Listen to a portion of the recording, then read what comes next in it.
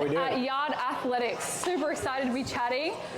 And we're going to go through basically behind the brand of Yard Athletics. Sure Get to know you a little bit more for people that have watched, want to tune in, get to know you. Yeah. So we're going to go through Yard Athletics, how you got started. Sure thing.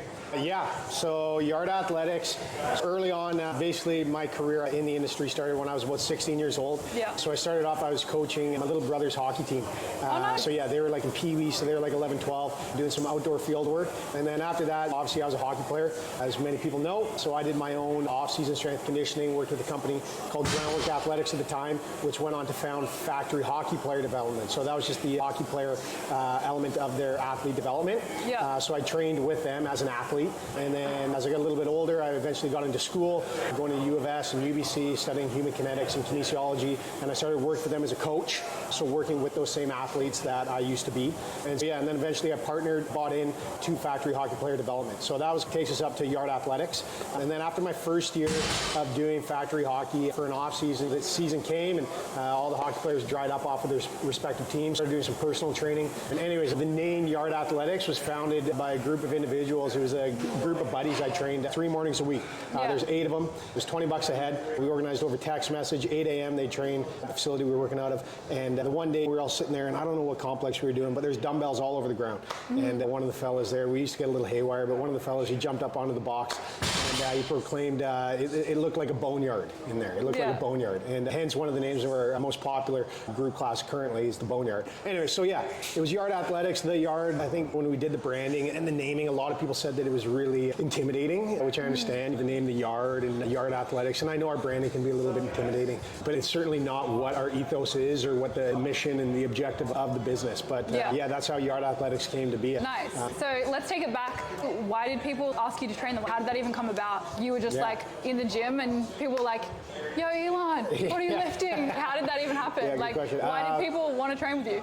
Yeah, that's a good question. I don't know. I'm still trying to know. No, early on, how I got into it, I was always kind of quote unquote gym guy. I don't think I was a full-blown meathead. I like to think I have a little bit more substance to me than that. But yeah, and then naturally got into the human kinetics and that. And I think my background initially with the hockey players, there's some credibility there. Yeah. Not only did I have the academic backing to provide some validity and garner some respect, but also the fact that I'd gone through the training myself and I knew the sport inside out, having taken that to the professional level personally. So that carries a decent amount of weight with it. Yeah. And then today, I think I'm not the right coach for everybody, but those that I do coach, I like to think do enjoy it and value it. And that's why our client retention here at Yard Athletics is relatively exceptional. So yeah, why they work with me, I'm not sure, but those that do enjoy it. So yeah, my kind of training philosophy in general, it varies from individual to indivial. Yeah. Something that I prioritize over anything is movement quality.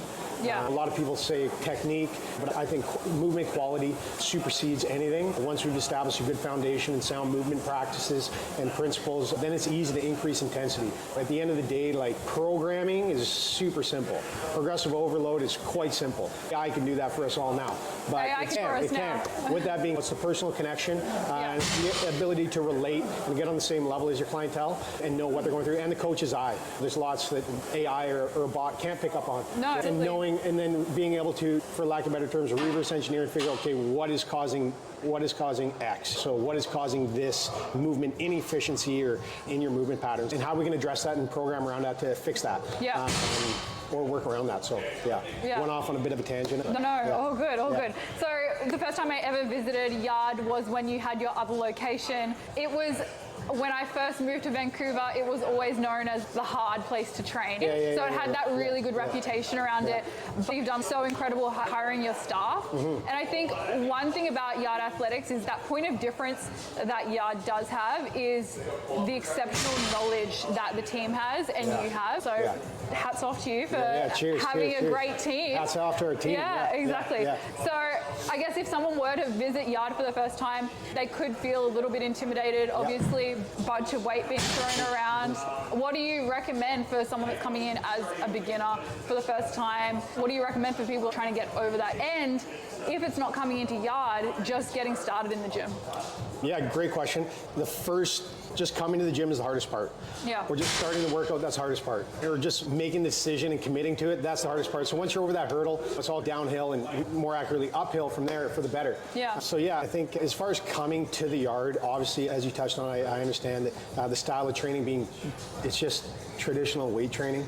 Yep. Realistically, we don't do Olympic lifts. It's not CrossFit. It's nothing trendy. It's nothing revolutionary. Really, we're just taking the basics and we're doing them really well. Yeah. And arguably, in our minds and our eyes, better than anyone else. And that's what why people keep coming back. Yeah. The programming, it is well thought out. There is progressive overload and variety built in there. We're not just throwing shit on the wall and seeing what sticks, like a lot of places. And you touched on the coaches there, and just something I want to shed light on there is that this industry, I'm well aware that we're a dime a dozen.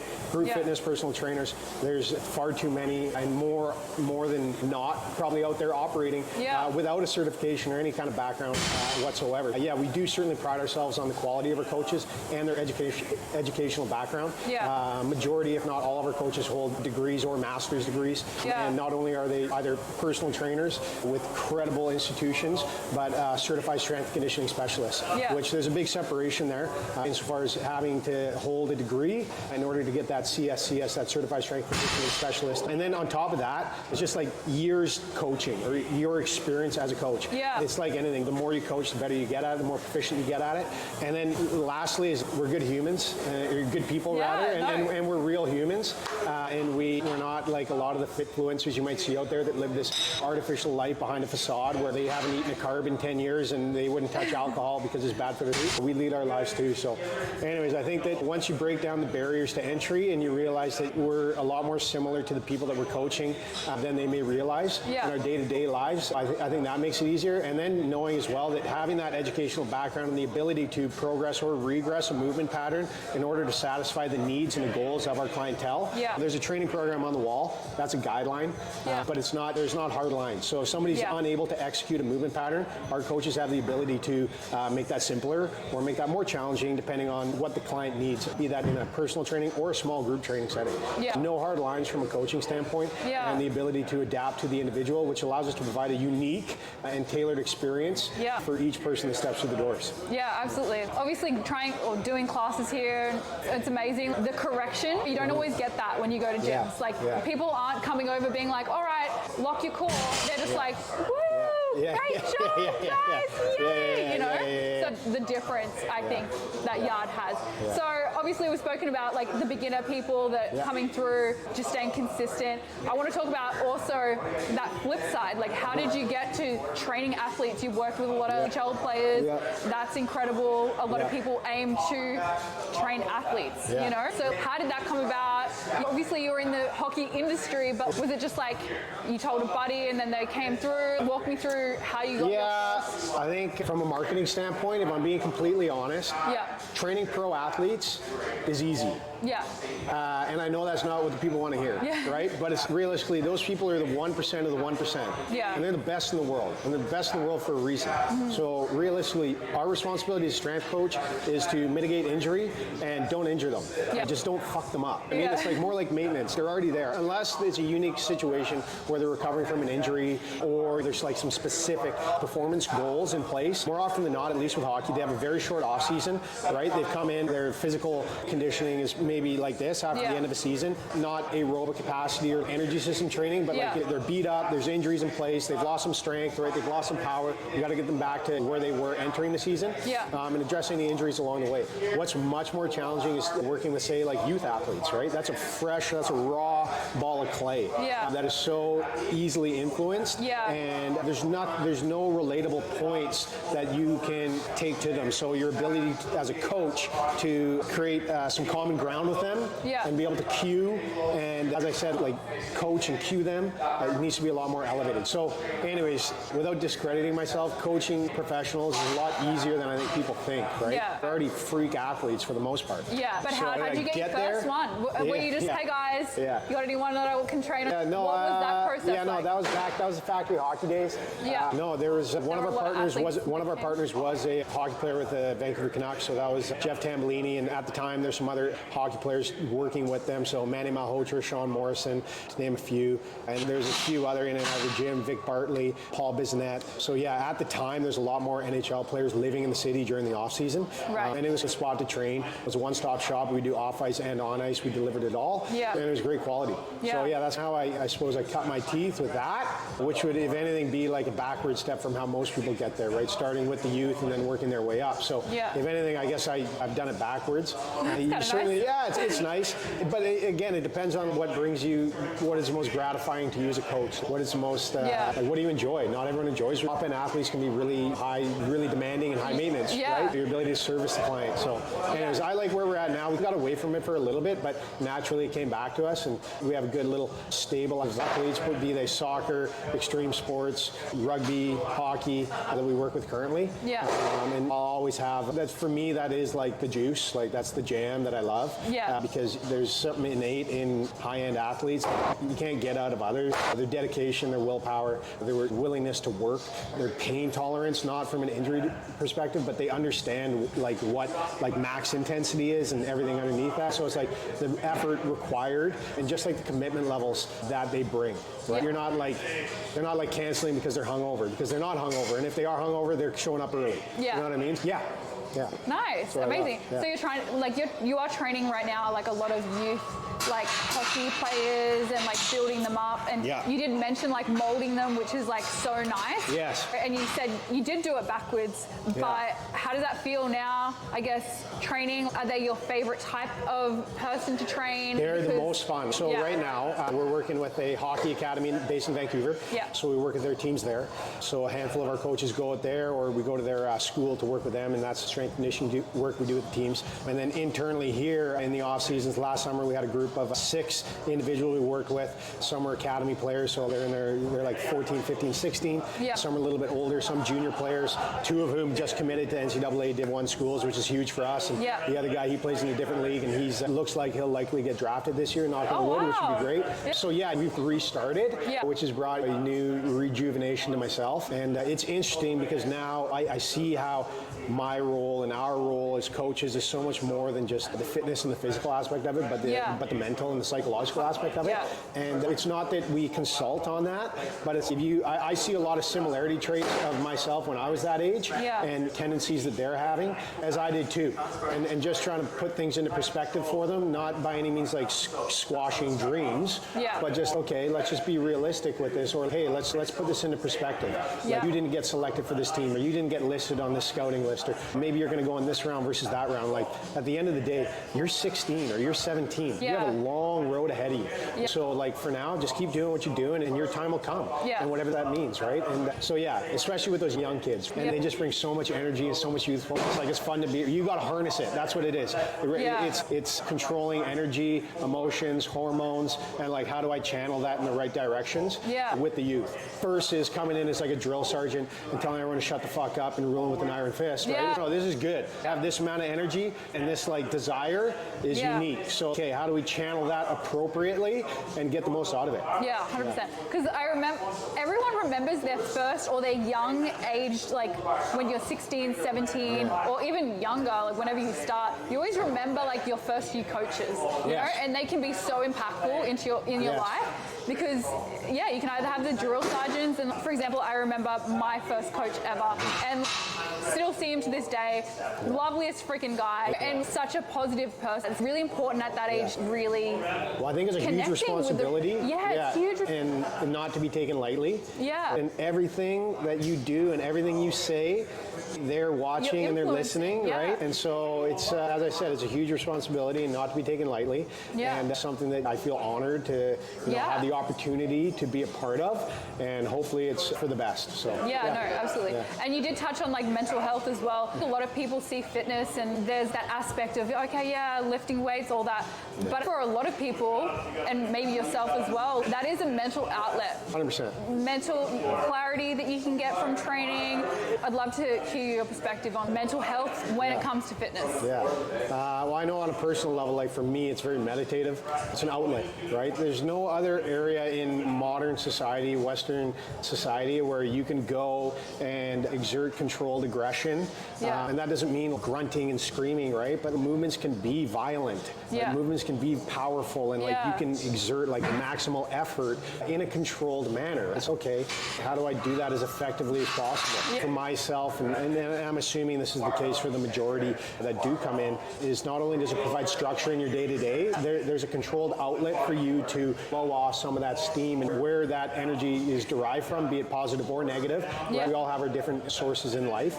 But yeah, I like to think that it's a great outlet, and it provides great structure to individuals' days, for those that want that. Yeah. But I think for the majority that come in, they crave that, and they need it.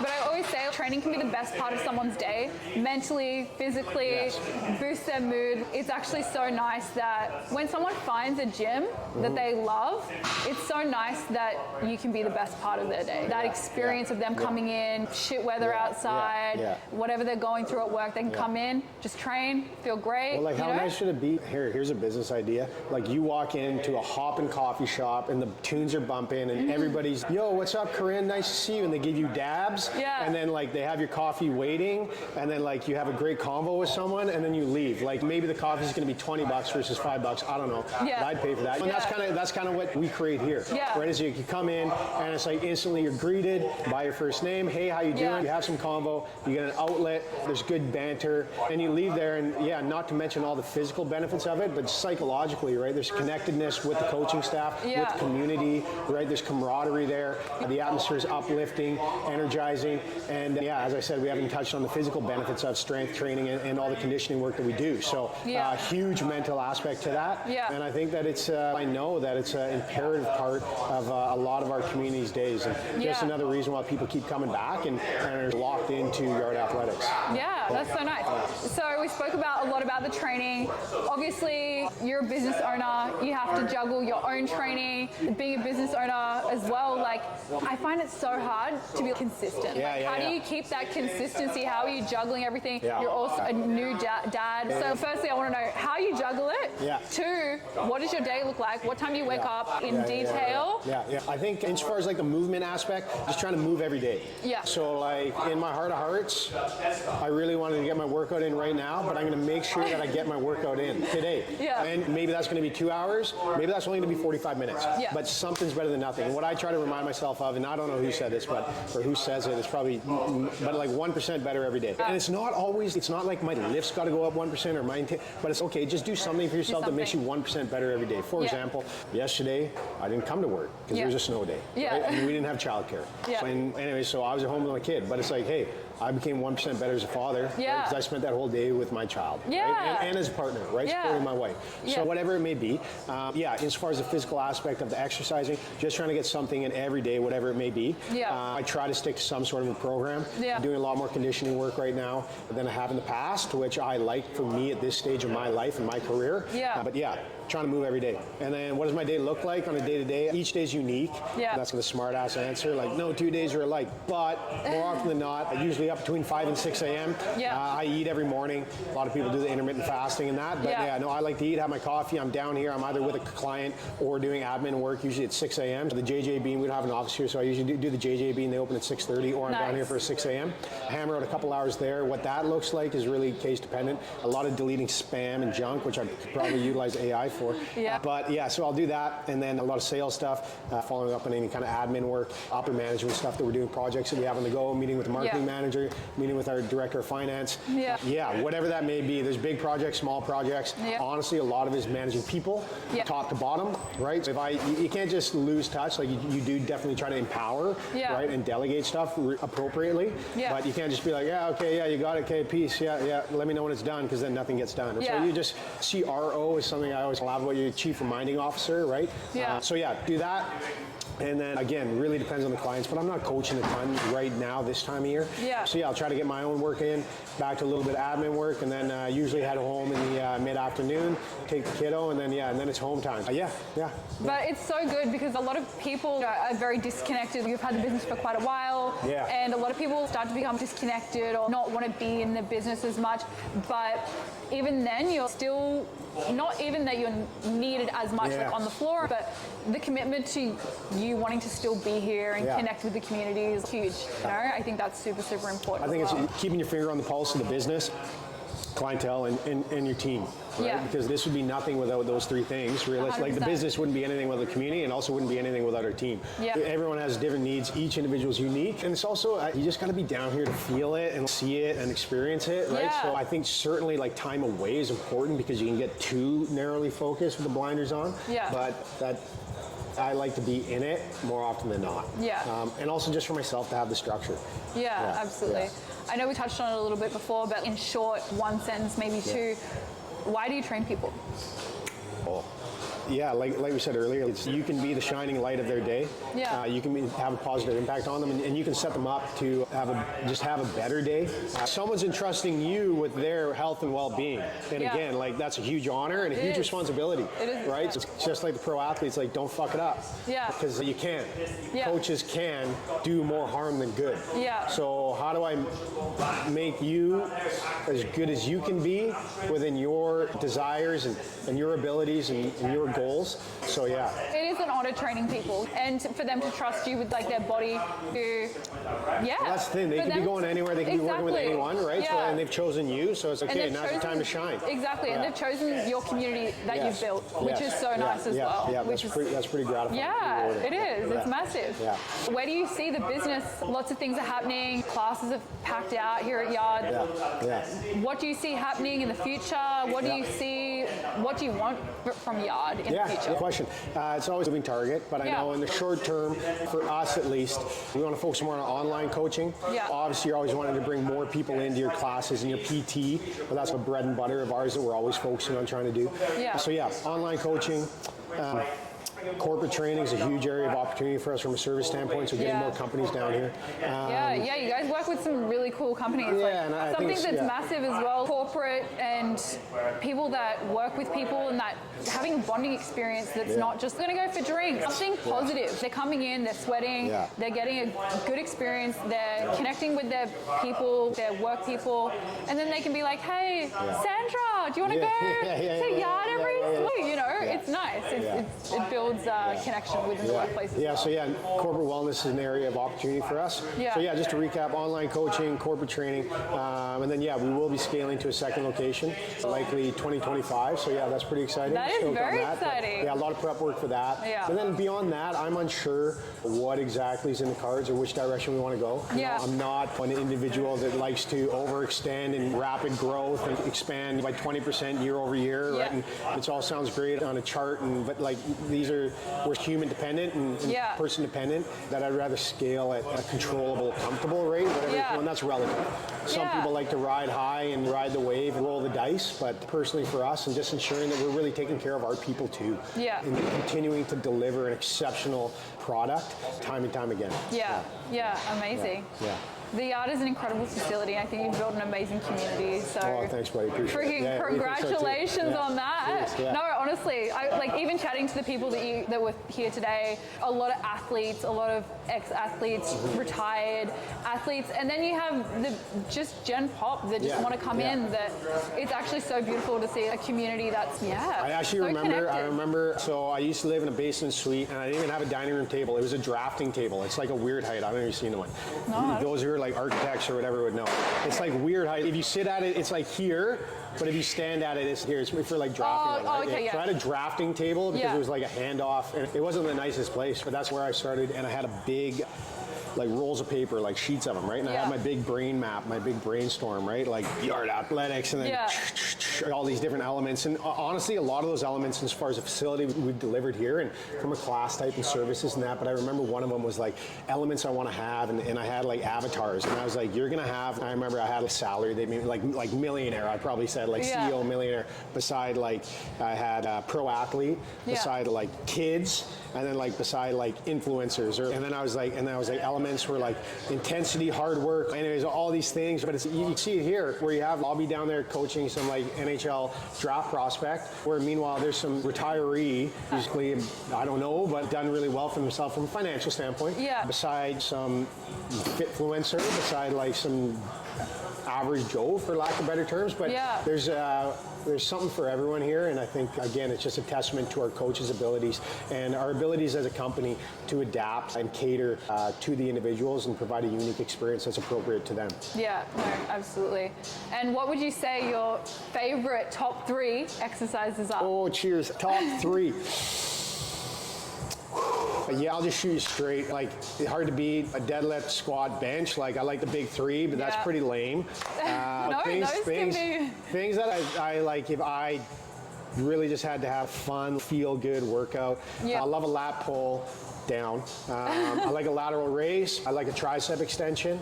Yeah, I like those 3. Yeah. If you superset a wide grip lat pull down with a tricep extension and a lateral raise, you get a nice upper body pump. Yeah. Your tris are nice and pumped. You're resting on your lats, and then you can fill out your shirt and look pretty jacked. So yeah, before you go to the beach, do that. Yeah, or on a hot date or something. Yeah, I'm more of a quad guy myself. Yeah, but I think that's known for the quads. This guy. How do you get big quads? Mom and dad. There you go. No, I don't know. Yeah, I think certainly there's genetics in place. Yeah. I used to be like a chunky kid, so I was always carrying a little extra weight. But I played all the sports, so I think naturally that, and then just if I were to prescribe it for someone, I think squats, split work, unilateral work, single leg work, sprint work, that's all important. And then like varying intensities. Don't just do like volume work or like hypertrophy work, but like traditional strength training. Because the stronger you get, then the more you can push on that volume work. That, and then just finish stuff with a good pump. Sprint work that you're going to get in your sports. As I said, you just play hockey, rugby, so like all those sports, all those fast twitch muscle fibers, and just overall recruitment of the musculature is going to improve with those sort of efforts. Yeah, but basically just don't skip leg day. I hated my upper body, and I'd hit legs more often than not. There was a time where I genuinely preferred legs over anything else. Yeah, nice. Not really the case now, but yeah. That's all right. That's all right. Yeah. Congratulations on the space you've made. It's thanks, amazing. Buddy. Appreciate it. Freaking congrats, and can't wait to see what happens in the next few years and a new location coming. That's amazing. Yeah. Sweet. Thanks for chatting. Cheers. Thank you. No worries. Thanks, bud.